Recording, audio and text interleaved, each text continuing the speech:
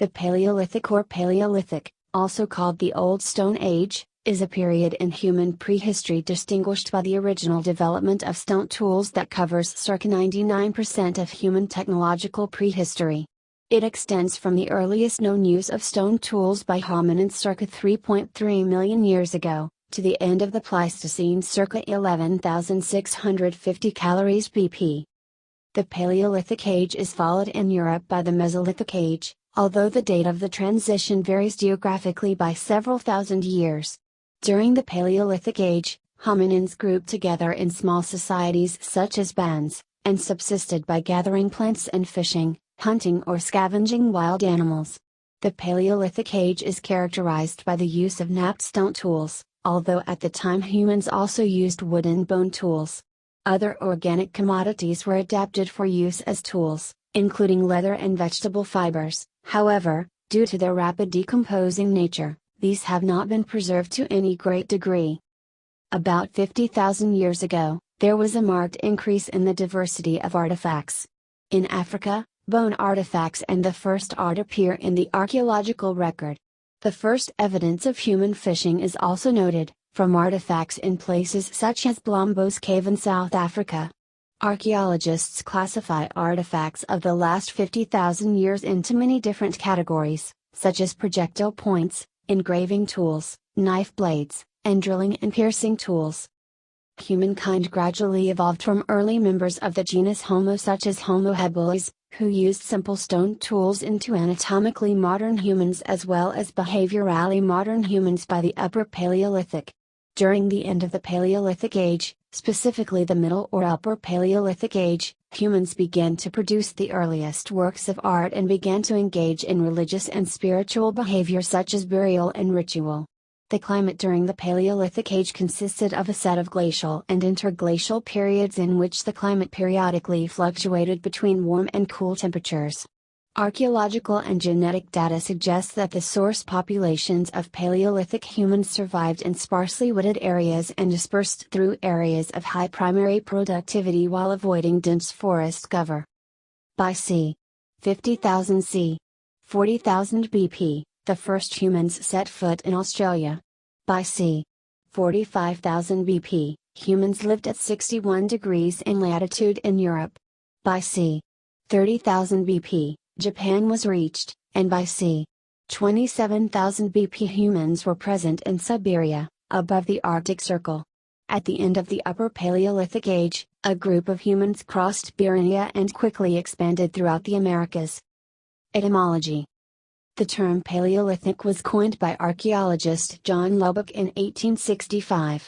It derives from Greek paleios, old, and lithos, stone, meaning old age of the stone or old stone age. Paleogeography and climate. The Paleolithic coincides almost exactly with the Pleistocene epoch of geologic time, which lasted from 2.6 million years ago to about 12,000 years ago.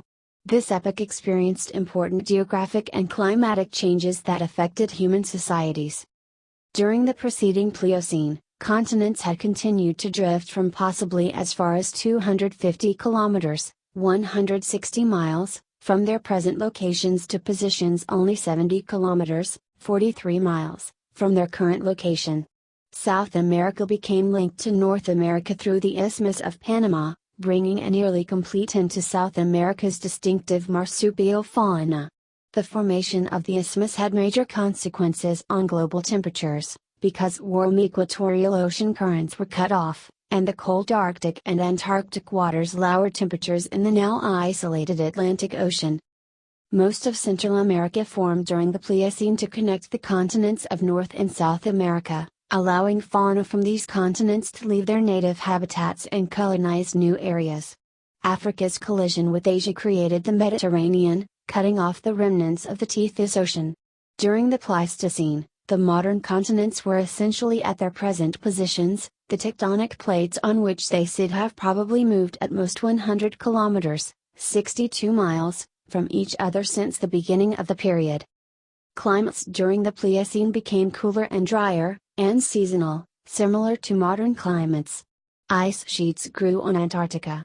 The formation of an Arctic ice cap around 3 million years ago is signaled by an abrupt shift in oxygen isotope ratios and ice-rafted cobbles in the North Atlantic and North Pacific Ocean beds. Mid-latitude glaciation probably began before the end of the epoch. The global cooling that occurred during the Pliocene may have spurred on the disappearance of forests and the spread of grasslands and savannas. The Pleistocene climate was characterized by repeated glacial cycles during which continental glaciers pushed to the 40th parallel in some places. 4 major glacial events have been identified, as well as many minor intervening events. A major event is a general glacial excursion, termed a glacial. Glacials are separated by interglacials. During a glacial, the glacier experiences minor advances and retreats. The minor excursion is a statile, times between statiles are interstatiles. Each glacial advance tied up huge volumes of water in continental ice sheets 1,503,000 meter, 4,909,800 feet, deep, resulting in temporary sea level drops of 100 meters, 330 feet, or more over the entire surface of the Earth. During interglacial times, such as at present, drowned coastlines were common, mitigated by isostatic or other emergent motion of some regions. The effects of glaciation were global. Antarctica was ice-bound throughout the Pleistocene and the preceding Pliocene. The Andes were covered in the south by the Patagonian ice cap. There were glaciers in New Zealand and Tasmania. The now decaying glaciers of Mount Kenya, Mount Kilimanjaro, and the Ruwenzori Range in East and Central Africa were larger. Glaciers existed in the mountains of Ethiopia and to the west in the Atlas Mountains. In the northern hemisphere, many glaciers fused into one. The Cordilleran ice sheet covered the North American Northwest, the Laurentide covered the east. The Finno-Scandian ice sheet covered northern Europe, including Great Britain. The Alpine ice sheet covered the Alps. Scattered domes stretched across Siberia and the Arctic shelf. The northern seas were frozen. During the late Upper Paleolithic, latest Pleistocene, c. 18,000 BP, the Byrenia land bridge between Asia and North America was blocked by ice, which may have prevented early Paleo-Indians such as the Clovis culture from directly crossing Byrenia to reach the Americas. According to Mark Linus, through collected data, the Pleistocene's overall climate could be characterized as a continuous El Niño with trade winds in the South Pacific weakening or heading east, warm air rising near Peru, warm water spreading from the West Pacific and the Indian Ocean to the East Pacific, and other El Niño markers. The Paleolithic is often held to finish at the end of the Ice Age, the end of the Pleistocene epoch, and Earth's climate became warmer. This may have caused or contributed to the extinction of the Pleistocene megafauna, although it is also possible that the late Pleistocene extinctions were, at least in part, caused by other factors such as disease and overhunting by humans. New research suggests that the extinction of the woolly mammoth may have been caused by the combined effect of climatic change and human hunting. Scientists suggest that climate change during the end of the Pleistocene caused the mammoth's habitat to shrink in size, resulting in a drop in population. The small populations were then hunted out by Paleolithic humans. The global warming that occurred during the end of the Pleistocene and the beginning of the Holocene may have made it easier for humans to reach mammoth habitats that were previously frozen and inaccessible. Small populations of woolly mammoths survived on isolated Arctic islands, St. Paul Island and Wrangel Island, until c. 3,700 BP and c. 1,700 BP respectively. The Wrangel Island population became extinct around the same time the island was settled by prehistoric humans. There is no evidence of prehistoric human presence on St. Paul Island, though early human settlements dating as far back as 6,500 BP were found on the nearby Aleutian Islands. Human way of life. Nearly all of our knowledge of Paleolithic human culture and way of life comes from archaeology and ethnographic comparisons to modern hunter-gatherer cultures such as the Kungsan, who live similarly to their Paleolithic predecessors. The economy of a typical Paleolithic society was a hunter-gatherer economy. Humans hunted wild animals for meat and gathered food, firewood, and materials for their tools, clothes, or shelters. Human population density was very low, around only 1 person per square mile. This was most likely due to low body fat, infanticide, women regularly engaging in intense endurance exercise, late weaning of infants, and a nomadic lifestyle. Like contemporary hunter-gatherers, Paleolithic humans enjoyed an abundance of leisure time unparalleled in both Neolithic farming societies and modern industrial societies. At the end of the Paleolithic, specifically the Middle or Upper Paleolithic, humans began to produce works of art such as cave paintings, rock art and jewelry, and began to engage in religious behavior such as burial and ritual. Distribution. At the beginning of the Paleolithic, hominins were found primarily in eastern Africa, east of the Great Rift Valley. Most known hominin fossils dating earlier than 1 million years before present are found in this area, particularly in Kenya, Tanzania, and Ethiopia. By c. 2 million c. 1,500,000 BP, groups of hominins began leaving Africa and settling southern Europe and Asia. Southern Caucasus was occupied by c. 1,700,000 BP, and northern China was reached by c. 1,660,000 BP.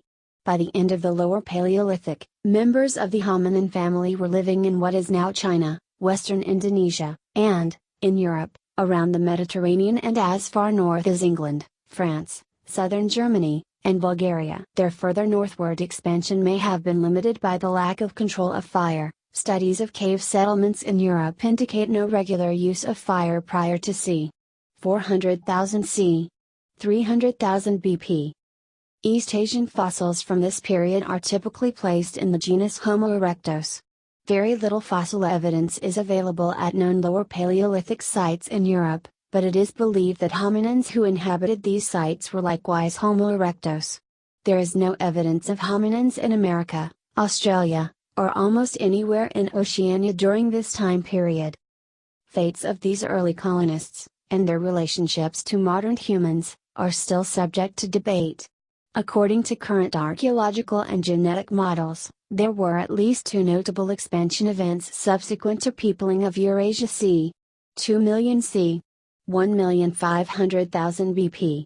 Around 500,000 BP, a group of early humans, frequently called Homo heidelbergensis, came to Europe from Africa and eventually evolved into Homo neanderthalensis, Neanderthals.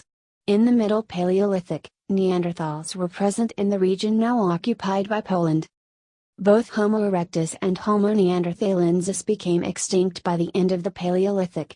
Descended from Homo sapiens, the anatomically modern Homo sapiens sapiens emerged in eastern Africa c. 200,000 BP, left Africa around 50,000 BP, and expanded throughout the planet. Multiple hominid groups coexisted for some time in certain locations. Homo neanderthalensis were still found in parts of Eurasia c. 30,000 BP years, and engaged in an unknown degree of interbreeding with Homo sapiens sapiens. DNA studies also suggest an unknown degree of interbreeding between Homo sapiens sapiens and Homo sapiens denisova. Hominin fossils not belonging either to Homo neanderthalensis or to Homo sapiens species, found in the Altai Mountains and Indonesia, were radiocarbon dated to c. 30,000 c. 40,000 BP and c. 17,000 BP respectively. For the duration of the Paleolithic, human populations remained low, especially outside the equatorial region. The entire population of Europe between 16,000 and 11,000 BP likely averaged some 30,000 individuals, and between 40,000 and 16,000 BP, it was even lower at 4,0006,000 individuals. Technology. Tools. Paleolithic humans made tools of stone, bone, and wood. The early Paleolithic hominins, Australopithecus, were the first users of stone tools. Excavations in Gona, Ethiopia have produced thousands of artifacts, and through radioisotopic dating and magnetostratigraphy, the sites can be firmly dated to 2.6 million years ago. Evidence shows these early hominins intentionally selected raw materials with good flaking qualities and chose appropriate size stones for their needs to produce sharp-edged tools for cutting. The earliest Paleolithic stone tool industry, the Aldewan, began around 2.6 million years ago. It contained tools such as choppers, borings, and stitching awls. It was completely replaced around 250,000 years ago by the more complex Acheulean industry, which was first conceived by Homo ergaster around 1.8–1.65 million years ago.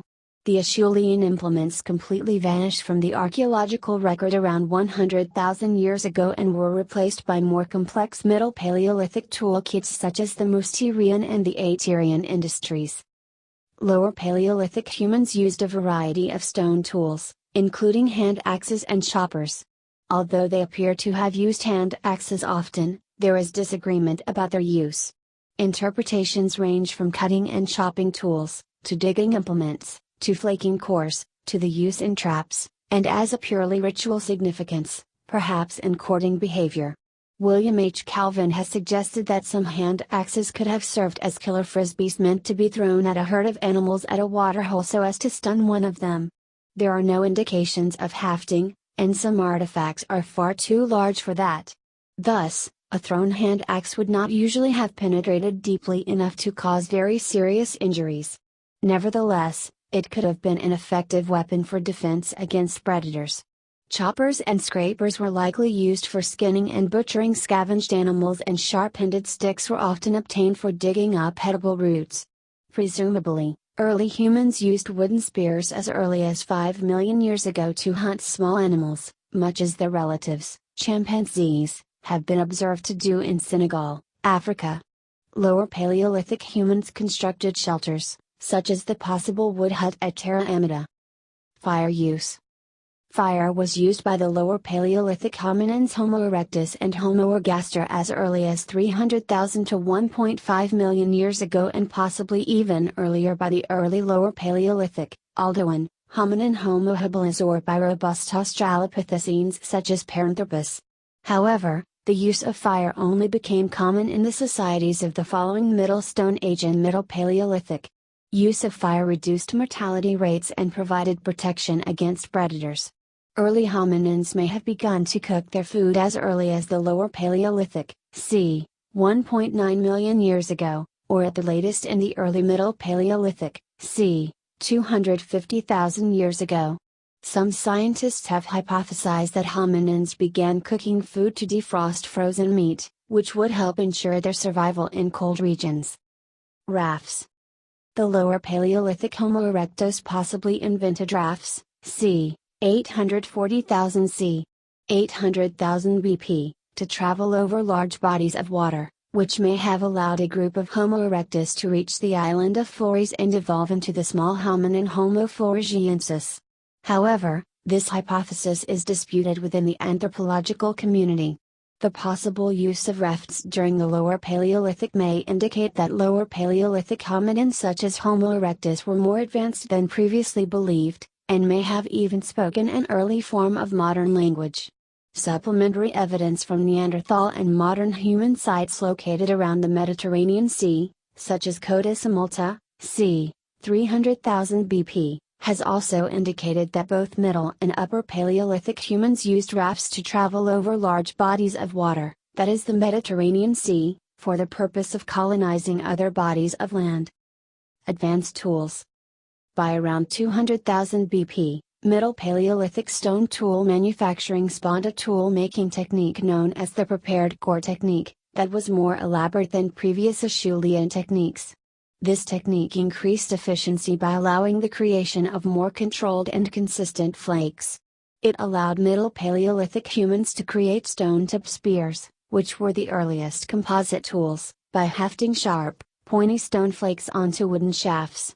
In addition to improving tool-making methods, the Middle Paleolithic also saw an improvement of the tools themselves that allowed access to a wider variety and amount of food sources. For example, microliths or small stone tools or points were invented around 70,065,000 BP and were essential to the invention of bows and spear throwers in the following Upper Paleolithic. Harpoons were invented and used for the first time during the late Middle Paleolithic, c. 90,000 BP. The invention of these devices brought fish into the human diets, which provided a hedge against starvation and a more abundant food supply. Thanks to their technology and their advanced social structures, Paleolithic groups such as the Neanderthals, who had a Middle Paleolithic level of technology, appear to have hunted large game just as well as Upper Paleolithic modern humans. And the Neanderthals in particular may have likewise hunted with projectile weapons. Nonetheless, Neanderthal use of projectile weapons in hunting occurred very rarely, or perhaps never, and the Neanderthals hunted large game animals mostly by ambushing them and attacking them with melee weapons such as thrusting spears rather than attacking them from a distance with projectile weapons. Other inventions. During the Upper Paleolithic, further inventions were made, such as the net c. 22,000 or c. 29,000 BP, bolas, the spear thrower, c. 30,000 BP, the bow and arrow, c. 25,000 or c. 30,000 BP, and the oldest example of ceramic art, the Venus Adolni v. Stanus, c. 29,000 c. 25,000 BP. Early dogs were domesticated, sometime between 30,000 and 14,000 BP, presumably to aid in hunting. However, the earliest instances of successful domestication of dogs may be much more ancient than this. Evidence from canine DNA collected by Robert K. Wayne suggests that dogs may have been first domesticated in the late Middle Paleolithic around 100,000 BP or perhaps even earlier. Archaeological evidence from the Dordogne region of France demonstrates that members of the European early Upper Paleolithic culture known as the Aurignacian used calendars, c. 30,000 BP.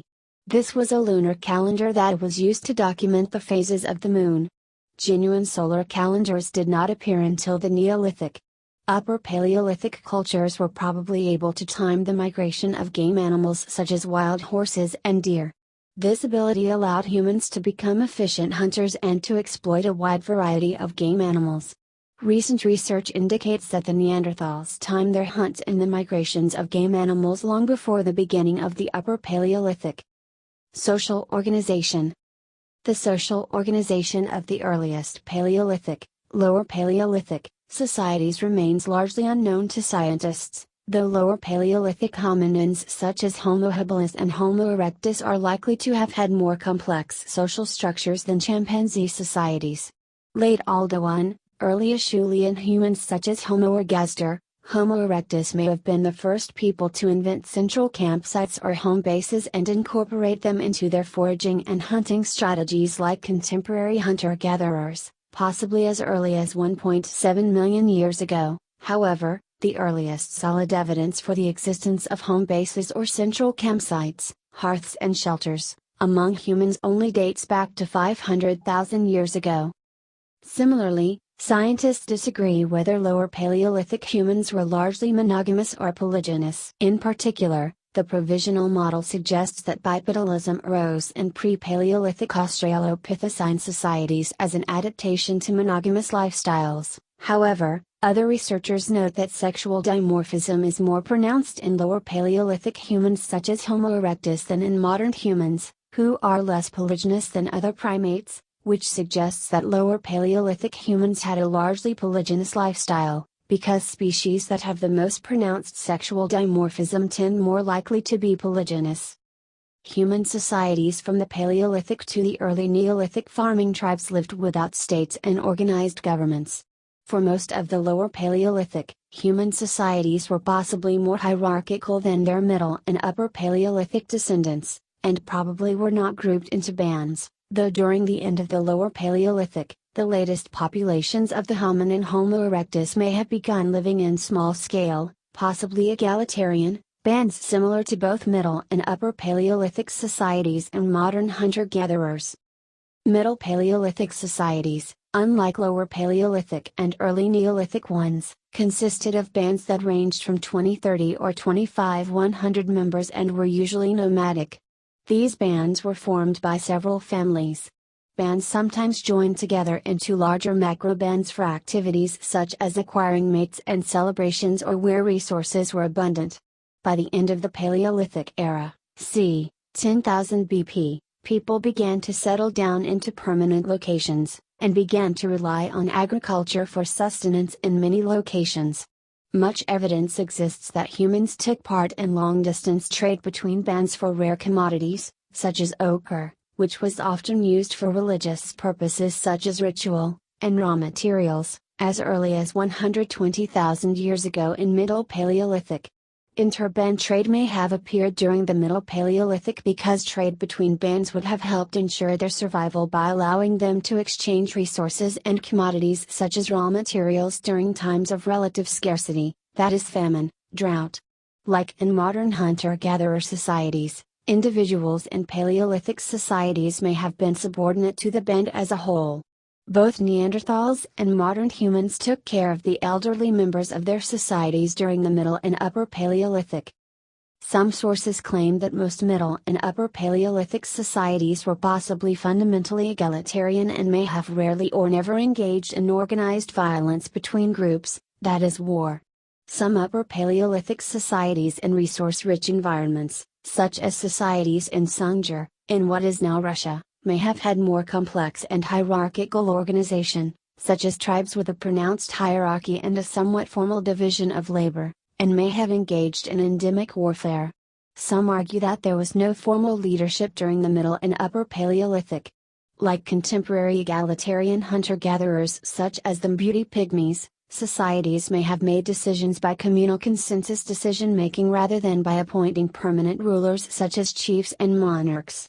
Nor was there a formal division of labor during the Paleolithic. Each member of the group was skilled at all tasks essential to survival, regardless of individual abilities. Theories to explain the apparent egalitarianism have arisen, notably the Marxist concept of primitive communism. Christopher Boehm, 1999, has hypothesized that egalitarianism may have evolved in Paleolithic societies because of a need to distribute resources such as food and meat equally to avoid famine and ensure a stable food supply. Raymond C. Kelly speculates that the relative peacefulness of Middle and Upper Paleolithic societies resulted from a low population density, cooperative relationships between groups such as reciprocal exchange of commodities and collaboration on hunting expeditions, and because the invention of projectile weapons such as throwing spears provided less incentive for war, because they increase the damage done to the attacker and decrease the relative amount of territory attackers could gain. However, other sources claim that most Paleolithic groups may have been larger, more complex, sedentary and warlike than most contemporary hunter-gatherer societies, due to occupying more resource-abundant areas than most modern hunter-gatherers who have been pushed into more marginal habitats by agricultural societies. Anthropologists have typically assumed that in Paleolithic societies, women were responsible for gathering wild plants and firewood, and men were responsible for hunting and scavenging dead animals. However, analogies to existent hunter-gatherer societies such as the Hadza people and the Aboriginal Australians suggest that the sexual division of labor in the Paleolithic was relatively flexible. Men may have participated in gathering plants, firewood and insects, and women may have procured small game animals for consumption and assisted men in driving herds of large game animals, such as woolly mammoths and deer, off cliffs. Additionally, recent research by anthropologist and archaeologist Stephen Kuhn from the University of Arizona is argued to support that this division of labor did not exist prior to the Upper Paleolithic and was invented relatively recently in human prehistory. Sexual division of labor may have been developed to allow humans to acquire food and other resources more efficiently. Possibly there was approximate parity between men and women during the Middle and Upper Paleolithic, and that period may have been the most gender-equal time in human history. Archaeological evidence from art and funerary rituals indicates that a number of individual women enjoyed seemingly high status in their communities, and it is likely that both sexes participated in decision-making. The earliest known Paleolithic shaman, c. 30,000 BP, was female.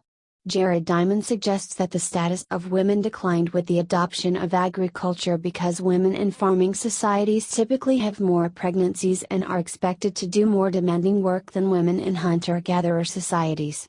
Like most contemporary hunter-gatherer societies, Paleolithic and the Mesolithic groups probably followed mostly matrilineal and ambilineal descent patterns, patrilineal descent patterns were probably rarer than in the Neolithic. Sculpture and painting. Early examples of artistic expression, such as the Venus of Tantan and the patterns found on elephant bones from Bilsingsleben in Thuringia, may have been produced by Acheulean tool users such as Homo erectus prior to the start of the Middle Paleolithic period. However, the earliest undisputed evidence of art during the Paleolithic comes from Middle Paleolithic, Middle Stone Age sites such as Blombos Cave, South Africa, in the form of bracelets, beads, rock art, and ochre used as body paint and perhaps in ritual. Undisputed evidence of art only becomes common in the Upper Paleolithic. Lower Paleolithic Acheulean tool users, according to Robert G. Bednarik, began to engage in symbolic behavior such as art around 850,000 BP. They decorated themselves with beads and collected exotic stones for aesthetic, rather than utilitarian qualities. According to him, traces of the pigment ochre from late Lower Paleolithic Acheulean archaeological sites suggest that Acheulean societies, like later Upper Paleolithic societies, collected and used ochre to create rock art. Nevertheless, it is also possible that the ochre traces found at Lower Paleolithic sites is naturally occurring. Upper Paleolithic humans produced works of art such as cave paintings, Venus figurines, animal carvings, and rock paintings. Upper Paleolithic art can be divided into two broad categories: figurative art such as cave paintings that clearly depicts animals, or more rarely humans, and non-figurative, which consists of shapes and symbols. Cave paintings have been interpreted in a number of ways by modern archaeologists. The earliest explanation, by the prehistorian Abbe Braille, interpreted the paintings as a form of magic designed to ensure a successful hunt. However, this hypothesis fails to explain the existence of animals such as saber-toothed cats and lions, which were not hunted for food, and the existence of half-human, half-animal beings in cave paintings. The anthropologist David Lewis Williams has suggested that Paleolithic cave paintings were indications of shamanistic practices, because the paintings of half-human, half-animal paintings in the remoteness of the caves are reminiscent of modern hunter-gatherer shamanistic practices. Symbol-like images are more common in Paleolithic cave paintings than are depictions of animals or humans, and unique symbolic patterns might have been trademarks that represent different Upper Paleolithic ethnic groups. Venus figurines have evoked similar controversy. Archaeologists and anthropologists have described the figurines as representations of goddesses, pornographic imagery, apotropaic amulets used for sympathetic magic, and even as self-portraits of women themselves. Ardale Guthrie has studied not only the most artistic and publicized paintings, but also a variety of lower quality art and figurines, and he identifies a wide range of skill and ages among the artists. He also points out that the main themes in the paintings and other artifacts, powerful beasts, risky hunting scenes, and the over-sexual representation of women, are to be expected in the fantasies of adolescent males during the Upper Paleolithic. The Venus figurines have been theorized, not universally, as representing a mother goddess. The abundance of such female imagery has inspired the theory that religion and society in Paleolithic, and later Neolithic, cultures were primarily interested in, and may have been directed by, women. Adherents of the theory include archaeologist Mary Jo Gimbitas and feminist scholar Merlin Stone, the author of the 1976 book When God Was a Woman. Other explanations for the purpose of the figurines have been proposed, such as Catherine McCoyd and Leroy McDermott's hypothesis that they were self-portraits of woman artists, and R. Dale Guthrie's hypothesis that served as Stone Age pornography. Music. The origins of music during the Paleolithic are unknown. The earliest forms of music probably did not use musical instruments other than the human voice or natural objects such as rocks. This early music would not have left an archaeological footprint. Music may have developed from rhythmic sounds produced by daily chores, for example, cracking open nuts with stones. Maintaining a rhythm while working may have helped people to become more efficient at daily activities. An alternative theory originally proposed by Charles Darwin explains that music may have begun as a hominin mating strategy. Bird and other animal species produce music such as calls to attract mates. This hypothesis is generally less accepted than the previous hypothesis, but nonetheless provides a possible alternative. Upper Paleolithic, and possibly Middle Paleolithic, humans used flute-like bone pipes as musical instruments, and music may have played a large role in the religious lives of Upper Paleolithic hunter-gatherers. As with modern hunter-gatherer societies, music may have been used in ritual or to help induce trances. In particular, it appears that animal skin drums may have been used in religious events by Upper Paleolithic shamans, as shown by the remains of drum-like instruments from some Upper Paleolithic graves of shamans and the ethnographic record of contemporary hunter-gatherer shamanic and ritual practices. Religion and beliefs. According to James B. Harrod, humankind first developed religious and spiritual beliefs during the Middle Paleolithic or Upper Paleolithic. Controversial scholars of prehistoric religion and anthropology, James Harrod and Vincent W. Folio, have recently proposed that religion and spirituality, and art, may have first arisen in pre-Paleolithic chimpanzees or early Lower Paleolithic, Aldoan, societies. According to Folio, the common ancestor of chimpanzees and humans experienced altered states of consciousness and partook in ritual, and ritual was used in their societies to strengthen social bonding and group cohesion. Middle Paleolithic humans' use of burials at sites such as Krapina, Croatia, c. 130,000 BP, and Kafs, Israel, c. 100,000 BP, have led some anthropologists and archaeologists, such as Philip Lieberman, to believe that Middle Paleolithic humans may have possessed a belief in an afterlife and a concern for the dead that transcends daily life. Cut marks on Neanderthal bones from various sites, such as Cumgrenal and Abrimula in France, suggest that the Neanderthals, like some contemporary human cultures, may have practiced ritual defleshing for, presumably, religious reasons. According to recent archaeological findings from Homo heidelbergensis sites in Atapuerca, humans may have begun burying their dead much earlier, during the late Lower Paleolithic, but this theory is widely questioned in the scientific community. Likewise, some scientists have proposed that Middle Paleolithic societies such as Neanderthal societies may also have practiced the earliest form of totemism or animal worship, in addition to their, presumably religious, burial of the dead. In particular, Emil Bachler suggested, based on archaeological evidence from Middle Paleolithic caves, that a bear cult was widespread among Middle Paleolithic Neanderthals. A claim that evidence was found for Middle Paleolithic animal worship c. 70,000 BC originates from the Tsodilo Hills in the African Kalahari Desert has been denied by the original investigators of the site. Animal cults in the Upper Paleolithic, such as the bear cult, may have had their origins in these hypothetical Middle Paleolithic animal cults. Animal worship during the Upper Paleolithic was intertwined with hunting rites.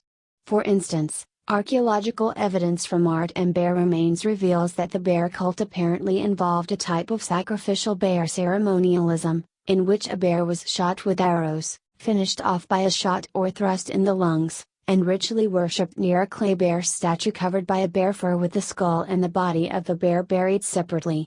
Barbara Ehrenreich controversially theorizes that the sacrificial hunting rites of the Upper Paleolithic, and by extension Paleolithic cooperative big game hunting, gave rise to war or warlike raiding during the following up by Paleolithic and Mesolithic or late Upper Paleolithic.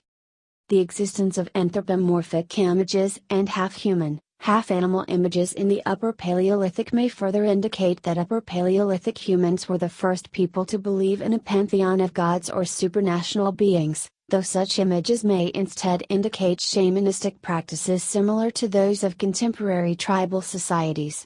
The earliest known undisputed burial of a shaman, and by extension the earliest undisputed evidence of shamans and shamanic practices, dates back to the early Upper Paleolithic era, c. 30,000 BP, in what is now the Czech Republic.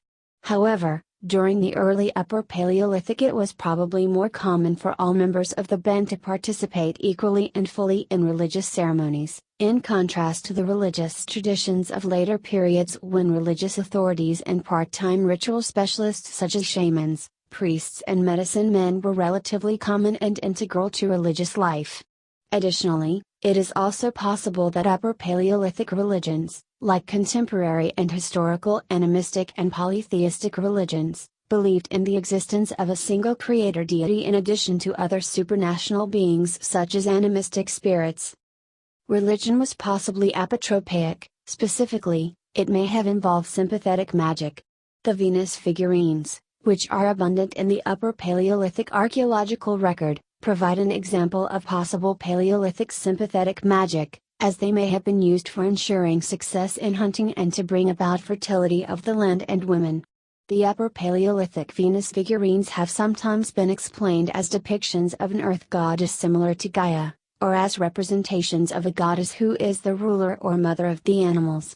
James Harrod has described them as representative of female, and male, shamanistic spiritual transformation processes. Diet and nutrition. Paleolithic hunting and gathering people ate varying proportions of vegetables, including tubers and roots, fruit, seeds, including nuts and wild grass seeds, and insects, meat, fish, and shellfish. However, there is little direct evidence of the relative proportions of plant and animal foods. Although the term Paleolithic diet, without references to a specific time frame or locale, is sometimes used with an implication that most humans shared a certain diet during the entire era, that is not entirely accurate. The Paleolithic was an extended period of time, during which multiple technological advances were made, many of which had impact on human dietary structure. For example, humans probably did not possess the control of fire until the Middle Paleolithic, or tools necessary to engage in extensive fishing. On the other hand, both these technologies are generally agreed to have been widely available to humans by the end of the Paleolithic, consequently, allowing humans in some regions of the planet to rely heavily on fishing and hunting. In addition, the Paleolithic involved a substantial geographical expansion of human populations. During the Lower Paleolithic, ancestors of modern humans are thought to have been constrained to Africa east of the Great Rift Valley. During the Middle and Upper Paleolithic, humans greatly expanded their area of settlement, reaching ecosystems as diverse as New Guinea and Alaska, and adapting their diets to whatever local resources were available. Another view is that until the Upper Paleolithic, humans were frugivores, fruit eaters, who supplemented their meals with carrion, eggs, and small prey such as baby birds and mussels, and only on rare occasions managed to kill and consume big game such as antelopes. This view is supported by studies of higher apes, particularly chimpanzees. Chimpanzees are the closest to humans genetically, sharing more than 96% of their DNA code with humans, and their digestive tract is functionally very similar to that of humans. Chimpanzees are primarily frugivores, but they could and would consume and digest animal flesh, given the opportunity. In general, their actual diet in the wild is about 95% plant-based, with the remaining 5% filled with insects, eggs, and baby animals. In some ecosystems, however, chimpanzees are predatory, forming parties to hunt monkeys. Some comparative studies of human and higher primate digestive tracts do suggest that humans have evolved to obtain greater amounts of calories from sources such as animal foods, allowing them to shrink the size of the gastrointestinal tract relative to body mass and to increase the brain mass instead. Anthropologists have diverse opinions about the proportions of plant and animal foods consumed. Just as with still existing hunters and gatherers, there were many varied diets in different groups, and also varying through this vast amount of time. Some Paleolithic hunter-gatherers consumed a significant amount of meat and possibly obtained most of their food from hunting, while others are shown as a primarily plant-based diet. Most, if not all, are believed to have been opportunistic omnivores. One hypothesis is that carbohydrate tubers, plant underground storage organs, may have been eaten in high amounts by pre-agricultural humans. It is thought that the Paleolithic diet included as much as 1.65 kilograms, 3.64 2 pounds, per day of fruit and vegetables. The relative proportions of plant and animal foods in the diets of Paleolithic people often varied between regions, with more meat being necessary in colder regions, which weren't populated by anatomically modern humans until c. 30,000 c. 50,000 BP. It is generally agreed that many modern hunting and fishing tools, such as fish hooks, nets, bows, and poisons, weren't introduced until the Upper Paleolithic and possibly even Neolithic. The only hunting tools widely available to humans during any significant part of the Paleolithic were handheld spears and harpoons. There's evidence of Paleolithic people killing and eating seals and elands as far as c. 100,000 BP.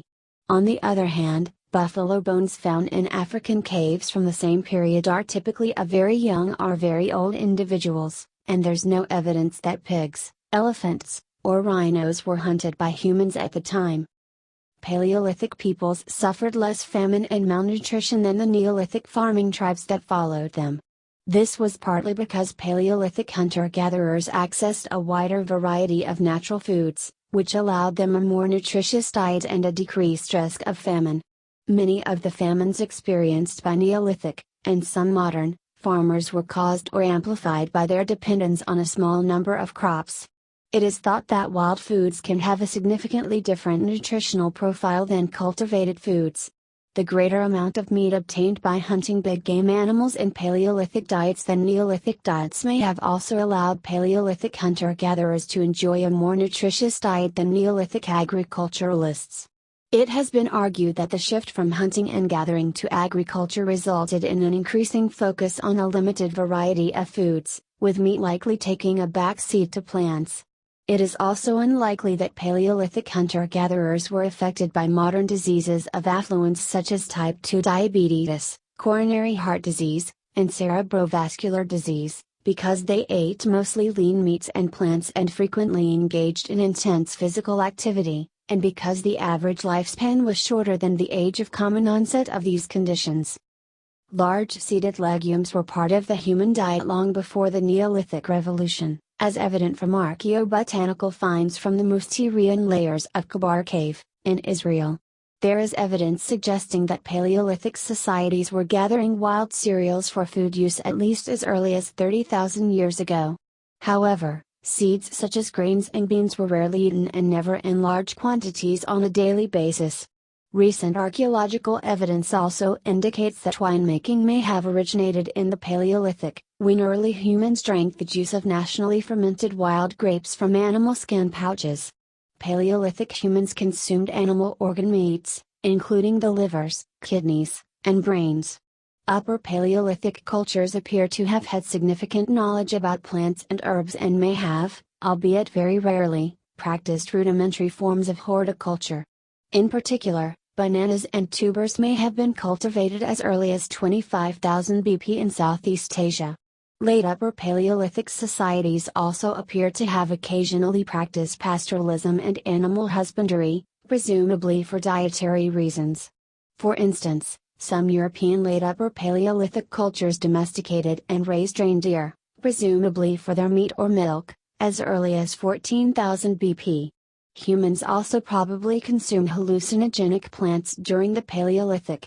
The Aboriginal Australians have been consuming a variety of native animal and plant foods, called bush food, for an estimated 60,000 years, since the Middle Paleolithic. In February 2019, scientists reported evidence, based on isotope studies, that at least some Neanderthals may have eaten meat.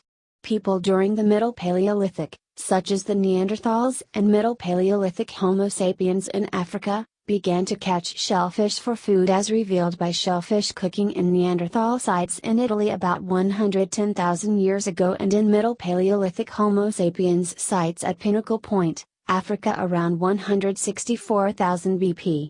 Although fishing only became common during the Upper Paleolithic, fish have been part of human diets long before the dawn of the Upper Paleolithic and have certainly been consumed by humans since at least the Middle Paleolithic. For example, the Middle Paleolithic Homo sapiens in the region now occupied by the Democratic Republic of the Congo hunted large 6 feet, 1.8 meters long catfish with specialized barbed fishing points as early as 90,000 years ago. The invention of fishing allowed some Upper Paleolithic and later hunter-gatherer societies to become sedentary or semi-nomadic, which altered their social structures. Example societies are the Lepinskiver as well as some contemporary hunter-gatherers, such as the Tlingit. In some instances, at least the Tlingit, they developed social stratification, slavery, and complex social structures such as chiefdoms. Anthropologists such as Tim White suggest that cannibalism was common in human societies prior to the beginning of the Upper Paleolithic, based on the large amount of butchered human bones found in Neanderthal and other Lower, Middle Paleolithic sites. Cannibalism in the Lower and Middle Paleolithic may have occurred because of food shortages. However, it may have been for religious reasons, and would coincide with the development of religious practices thought to have occurred during